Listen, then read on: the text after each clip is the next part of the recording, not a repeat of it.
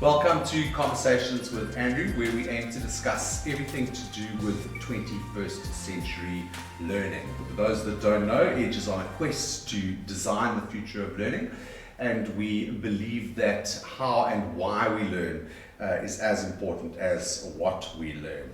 We live in this content universe where it's abundant. It's absolutely abundant. You just have to Google anything and you'll find some content, and we often say that you can't just say to somebody, here's your curriculum, the curriculum is the internet.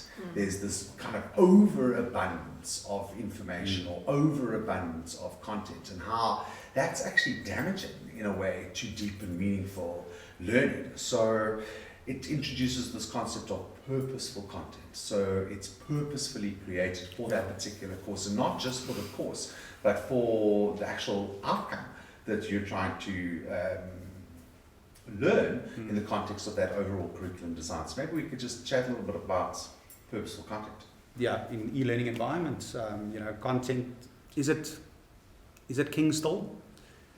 Not as a dump. I don't think it's a dump of knowledge.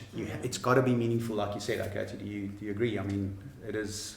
Definitely, and I changed, think what Andrew said is so important, because I think there's a big perception, or a growing perception these days, that why do we need varsities? Like, all the information is out there. It's at your fingertips. Like you can Google it.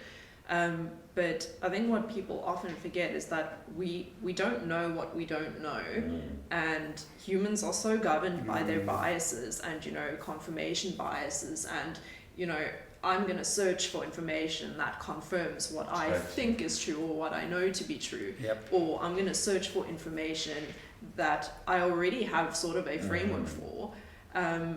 But I think we often put, too much responsibility on people to just go find it for themselves. And we won't get into the whole kind of worms of, misinformation and everything like that, but I think that's a very good example of what happens when you don't have some sort of framework which in with. Correct. Well, what do we always say, Katie? There's one thing worse than fake news, and that's fake knowledge. Yes. Imagine spending 4 years studying something that's actually fake. And in this digital era, that is an absolute risk.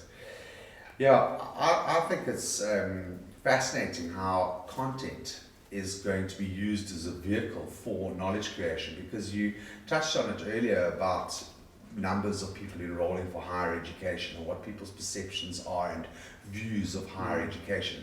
And outside of the professions, law, medicine, accounting, etc., it's not always necessarily about the content. It's about your mind. It's about training your brain, training yourself how to learn. It's about neuroplasticity. It's about pathways. Yeah. It's about learning that skill, which in fact is a life skill. So yes, the content is a conduit for that learning, but it then needs to be purposeful for that learning.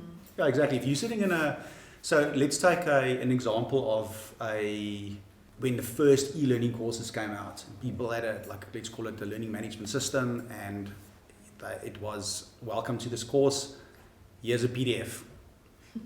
It's 40 pages, read it. Yeah, there you go. And then after that, you need to watch this video, and the video is 2 hours long, and you're trying to figure out what the purpose of this is. And that's still happening. It's still happening. and I think the anxiety that comes with that, because the student's he's in week number 2, and he doesn't know how many more hours are left of this thing, because he doesn't know what he's going to open next, right?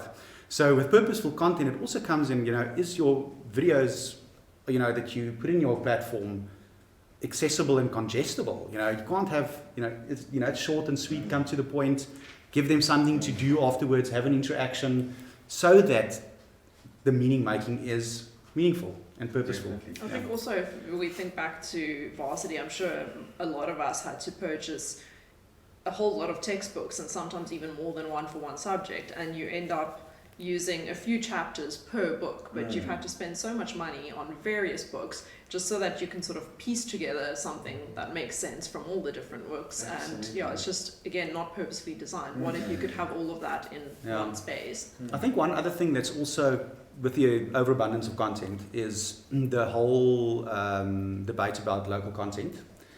or let's call it local content for the context, because it also depends on where, contextual, So, we're sitting in South Africa, it doesn't really matter in which environment you're in. I think it is important for a student with his core content to have some base content that is a reflection on their real context, then you can find, more inquiry about what's going on in the rest of the world as well.